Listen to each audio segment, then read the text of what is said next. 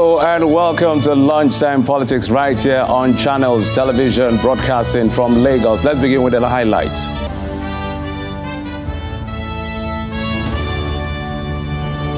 President Bola Tinubu pays a short private visit to the United Kingdom.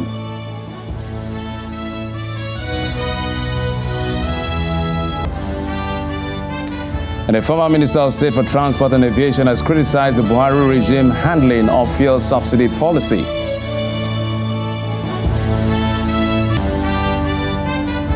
Tensions rise in Benue State as some local government chairmen disobeyed the governor's suspension directive.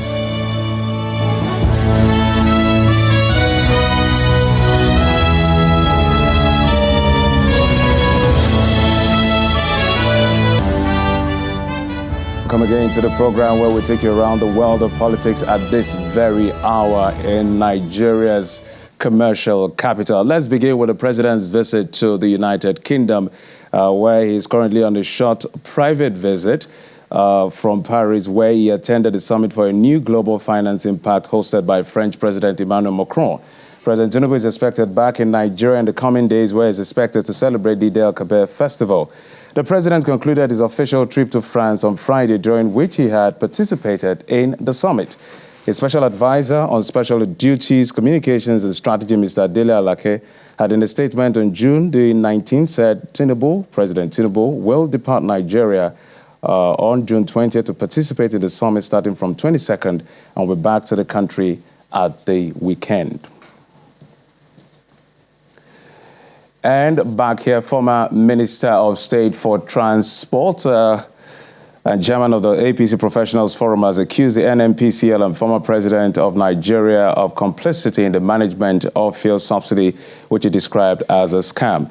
The former Governor Bauchi, who was guest on our breakfast program Sunrise Daily, believes the subsidy regime should have been stopped as far back as 2010, but for vested interest and the lack of political will by the former administration.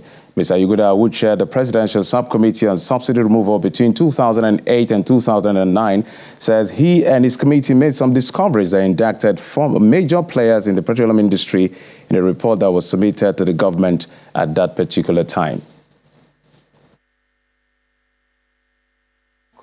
Regime, and then the scam in the subsidy regime was discovered by my committee. And of course, since then, recommendations were made, which unfortunately were never implemented, and it's very sad. I'm sad to let Nigerians know that from what I saw, we came across situations where subsidy was claimed on pipelines that never existed.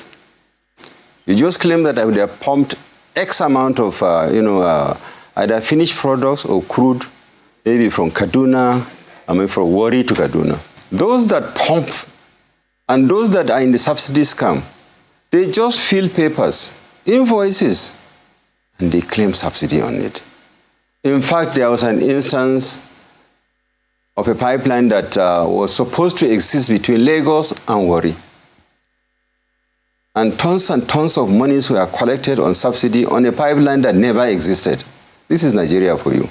But I thought they were telling us that it is marketers and some other persons who are perpetrating the fraud. So NNPC is involved? They are all involved in these things, all of them.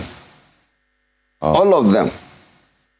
And I must sadly also report that, you see, Nigeria subsidy, if it's that part of it that is actually goes for the subsidy, we go on subsidizing sub-Saharan Africa and Central Africa.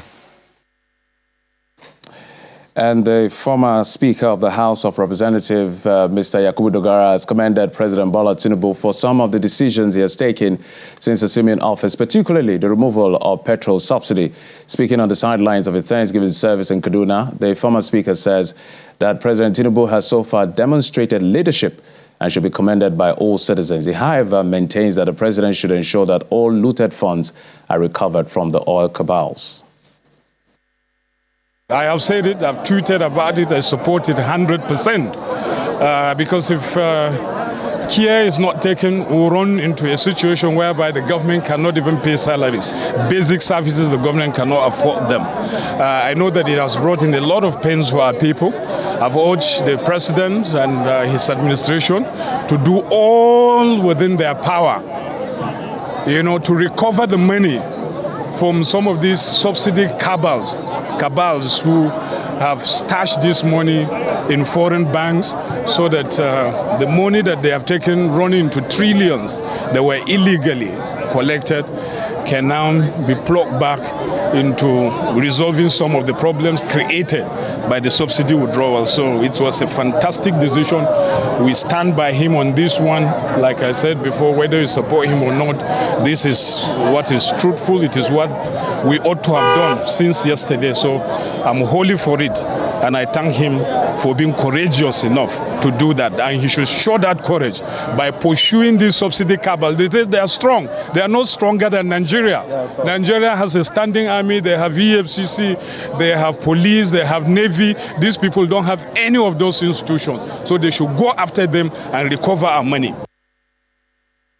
I like the place that Nigeria has a standing army. Let's talk about more political stories. A member representing Jajere constituency and the former chairman, House Committee on Finance and Appropriation in the 7th Assembly, Buba Shiroma Mashio, has been unanimously elected as the Speaker of the Yobe State 8th Assembly. Others elected include Yun Osman Dachia from Jakusko constituency as Deputy Speaker, while Nasiru Nassan Musuf of Damaturu 1 constituency as House Leader.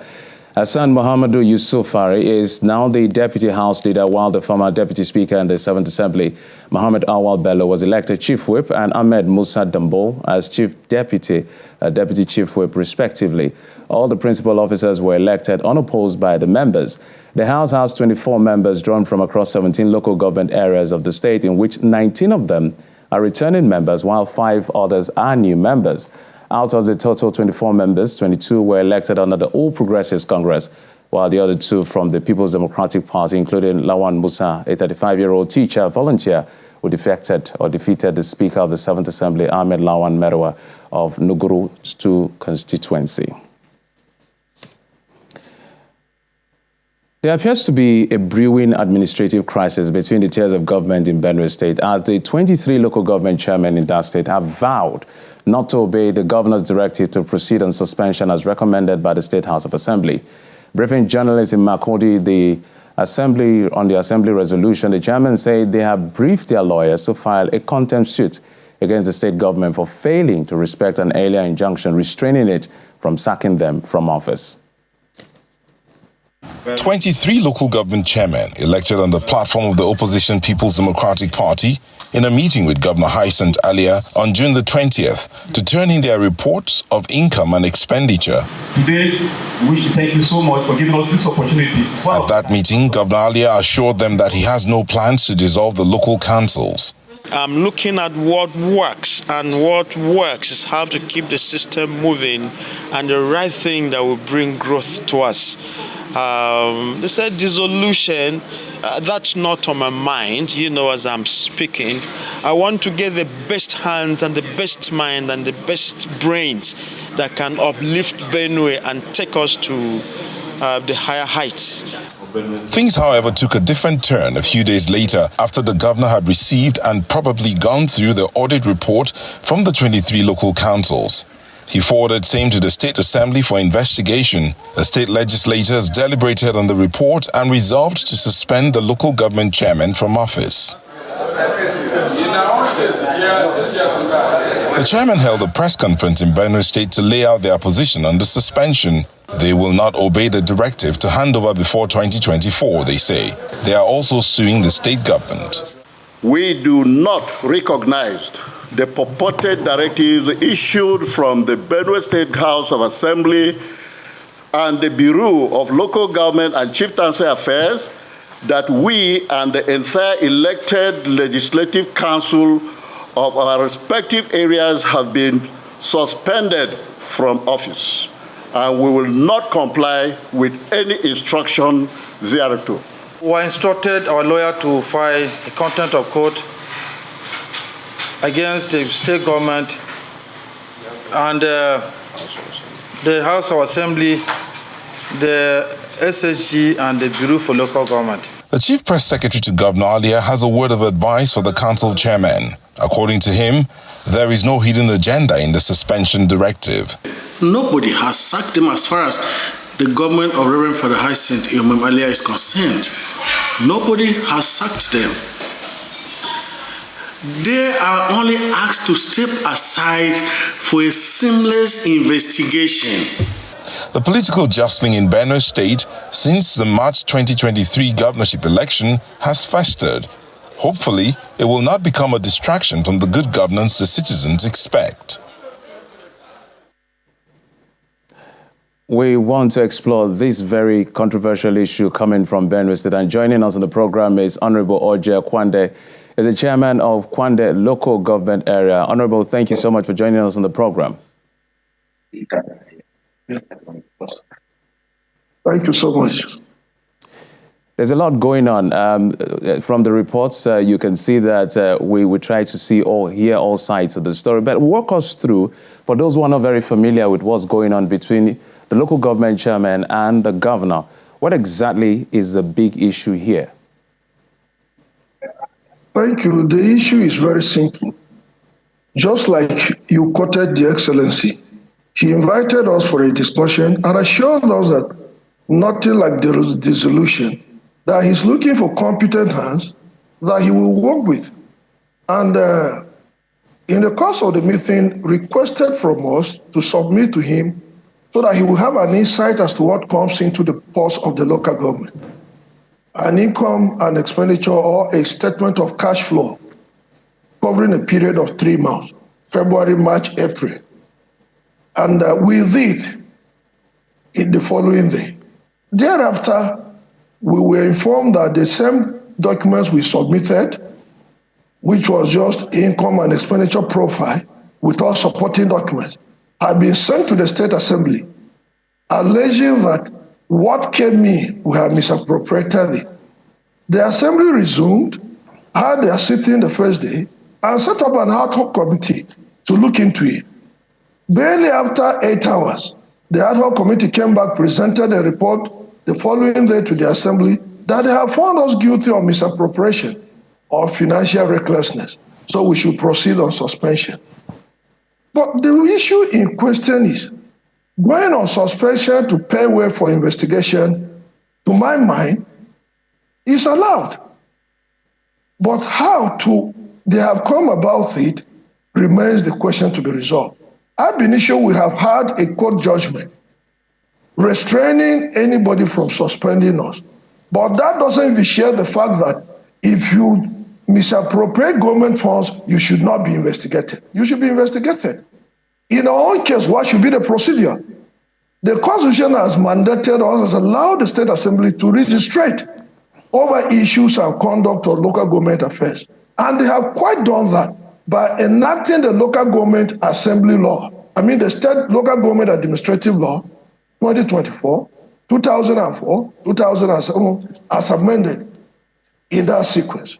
And they have domesticated the rights of approving our estimates or budget or appropriating funds to local government legislative arm of the government. And our budgets have been laid before them, they have approved. And the same law stipulates that on a monthly basis, we should submit our income and expenditure to the State Assembly, which we normally do. Now, at the request of His Excellency, we took it that he wants to have an insight into it. Now, in an event, the legislature at the local government level find us one thing in application of funds as appropriated for. They have the right by law, through the secretary of the local government, to get the state chief judge to set up an inquiry panel to look into the conduct of the chairman. And what should be done is contained therein. Now, for the State Assembly to come back and perform the functions, scrutiny our income and expenditure, which we did not even lay before them, and then recommending and indicting us to proceed on suspension. Suspension is an indictment. Mr. And Kwande, it's an indefinite one. Yes, please. So If I may ask, what is the grievance here? Because you've said two things. Are you and your colleagues, is the quarrel about the process or the fact that there is actually something indicting all of you at the end of the day? What is the issue? Because you seem to be dwelling on the process at the moment. Is it that the process is the issue for you, or there's something fishy that has to be investigated that you were found wanting? First of all, it is a process that leads to an action. If the process is wrong, the result will be wrong. Two, there is something behind it. It's like the thought is more than, the intention is more than the reasoning in this case. We have not been invited by the State Assembly. We have not submitted anything to them. They have never visited us for an oversight function. The governor cannot initiate an issue against us to the Assembly. Our local legislative council will initiate an issue to the governor, if I thought that is the process. Then from the governor to the Assembly, it cannot be the other way around. It means the intention is different. Mr. Kwande, the luxury of time is what we don't have. So I'm going to throw in two questions in one. First question is the fact that going forward, what exactly would you want the governor to do? Let's just get straight to it. I know you've mentioned it in passing.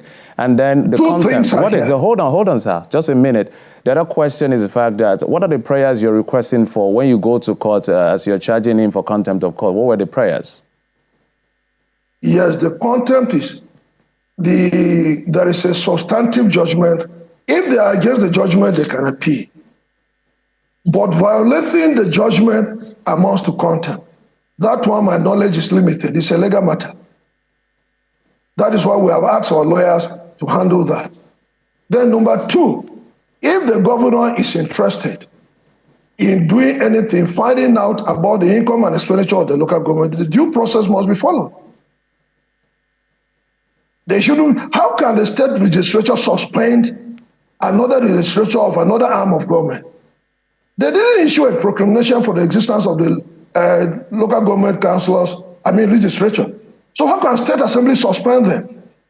Besides that, the local government assembly, the legislature at that level, when we lay before them our budget and they approve, it becomes a law, a bylaw at that level to be executed. Failure to do it will subject us to impeachment. And if they do, what is their involvement in disbursement of funds? They have no hands in it. So you ask me, the chairman, who is a policy leader, presiding, to proceed on suspension and hand over to somebody who is signatory to the account, giving instruction for movement of funds. The DGSS are the custodians of the funds. We are not signatories to the account. Mr. Kwande, we are policy makers. Yes. Mr. Kwande, at the end of the day, whatever altercation or disagreement, administrative crisis ongoing between the governor and the local government chairman, the people suffer. So what is the state of things as far as the local government is concerned right now? Are things stalled, or things have been handed over to people in the absence of the chairman so that administrative issues can continue and the people can be served? What is the status of things at the moment? As at the moment, we have not handed over to anybody. So you're still in charge? We are still in charge. So quick question, were you at your office today? No, I was in Makurdi today because of my appointment with the lawyer. There are documents we have to sign. So go ahead. I was asking you about the state of things in the council. I just wanted to be sure whether you were in the office. As at now, everything is at a standstill because we have not handed over to the DGSS, so they cannot act in that capacity. Besides that, suspending the whole setup, that is including the legislature, there is nothing that the DGSS can do. And the Assembly has gone further to request the governor to set up a caretaker committee to replace us. So it is so confusing. Is it a caretaker committee that will come and then stand in for an elected, democratically elected government that the Constitution of Nigeria has established that should be in place? Well, if I heard the reports clearly, the chief press secretary to the governor said you were not, of course, you have said you don't agree with the process. You were not sacked, you were suspended. So I guess there are structures in place to make this happen whilst investigation is ongoing as to the allegations of financial impropriety as alleged by the House of Assembly. Don't you think so? No, he's speaking his opinion. What I'm saying is the reality on the ground. We have not handed over. And what does handover implies?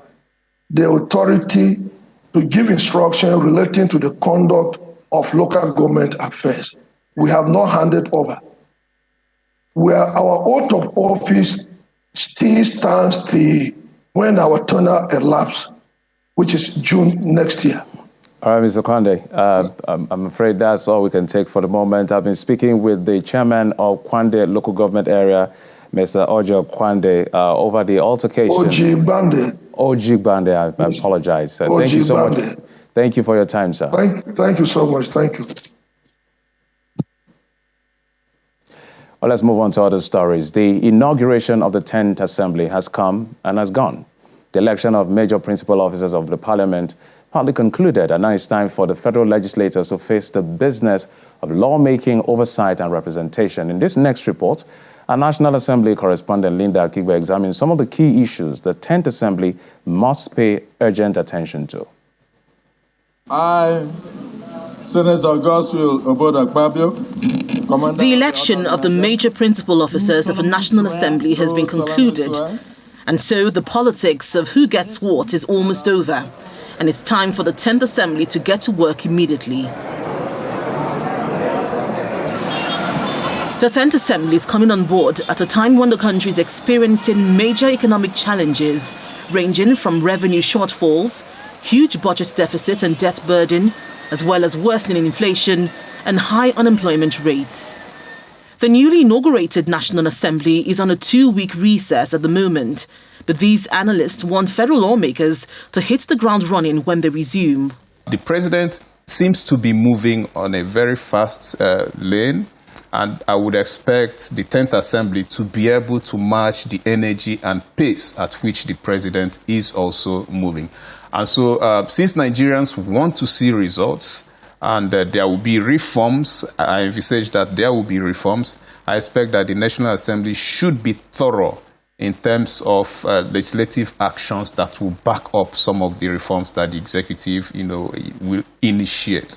On resumption, the Senate and House of Representatives are expected to produce and present legislative agendas to guide the operations for the next 4 years. Setting the legislative agenda for this 10th National Assembly shouldn't just be about saying that, yes, we have 10-point agenda, we have 9-point agenda. It will really be about ensuring that in it, the core functions of the National Assembly is embedded, and it will actually be carried out. So if you ask me, the priority should be oversight, oversight, oversight. Like previous assemblies, the 10th National Assembly will most likely amend the 1999 Constitution and the Electoral Act, and keen observers of Parliament are desirous of some specific amendments. Now, there are still some constitutional issues that need to be addressed. The 10th National Assembly should prioritize the financial independence and autonomy of local government areas in Nigeria so that we can begin to build democracy from the very low levels. When you talk in terms of elections, the Electoral Offences Commission, the bill was pending in the last assembly. It should be one of the first bills we expect the 10th National Assembly to revisit. One of the early legislative actions the National Assembly will be executing is screening and confirming President Bola Tinubu's ministerial nominees, which he is constitutionally mandated to submit to the National Assembly within 60 days of assuming office. Former President Muhammadu Buhari signed into law this constitutional provision before he left office. But analysts want President Tinubu to go a step further by attaching the portfolios of the ministerial nominees to be sent to the Senate for confirmation. They also want the Senate to properly screen these nominees. It will also be an opportunity for us to say, Mr. President, why don't you act differently from your predecessors? Can you attach the portfolios so that these senators can be guided in terms of the questions that they will be asking each individual? I think the senators this time around should look at the quality of persons sent to the National Assembly for confirmation. They should look at the quality of people. It shouldn't be based on sentiments. And I also advise Mr. President, looking at the way the economy is, we should look at technocrats, people that we believe they have what it takes to, support this country to recover the economy. The 10th Assembly is expected to resume on the 4th of July. Nigerians will be looking to their representatives in the National Assembly to provide legislative interventions to the many challenges confronting the country, as well as cushioning the effects of the removal of petroleum subsidy. Linda Akibi, Channels Television News. And now to more political stories. We begin in Yobe State, where the governor, Mai Mala Buni, said that the careful selection of new security chiefs by President Bola Tinubu will move Nigeria closer to the end of its security challenges. In a statement, the governor noted that the new National Security Advisor, Malam Nuhu Ribadu, will put his wealth of experience to use in the fight against insecurity. He called on Nigerians to support the new team to succeed. He also commended the Buhari regime for improving on equipment and building a new spirit in the nation's security personnel to see the assignment as a call to national duty. The governor of Gombe State, Mohammed Inuayaya, has approved the extension of tenure of the management of the Gombe State University of Science and Technology, Kuma, for 6 months with effect from July the 1st, 2023. The secretary to the government, Professor Ibrahim Abubakar Njoldi, who conveyed the governor's approval, said the decision followed the expiration of their tenure at the end of this June and the need to facilitate a smooth takeover of the institution by the Lincoln University College, Malaysia. The governor of Katsina State, Diko Rada, says he is confident that better days await the people of Katsina State as his administration is passionate about changing the narrative of the state. Governor Rada gave the assurance when members of the Daura Elders Forum, led by the former military administrator of Yobe State, AIG Sani Ahmed Daura, retired, visited him at the Katsina State Government Lodge in Abuja. He explains that his administration has hit the ground running, especially with the appointment of key government officials to help him steer the affairs of state. And finally, the Acting Inspector General of Police, Olukayode Egbetokun, has reassured Nigerians that the general security of lives and property in Nigeria will be improved on in all ramifications. Mr. Egbetokun says that this will be achieved through an array of approaches that will be of immense importance to the general public safety, which have been outlined by the present leadership of the force. A statement by the Force Public Relations Officer says the acting IGP has also reiterated the commitment of the Nigerian police under his watch to attain its primacy in the internal security architecture of the country. The statement further notes that the police chief will be meeting with commanders of the 79 police mobile force squadrons on Monday, June, that's the day, to upscale them on the new operational strategies for improved training, deployments, and enhanced tactical engagement for better public safety and general security. And that's it on the program. Thank you so much for your time and your company. I'm Jeffrey Uzongo.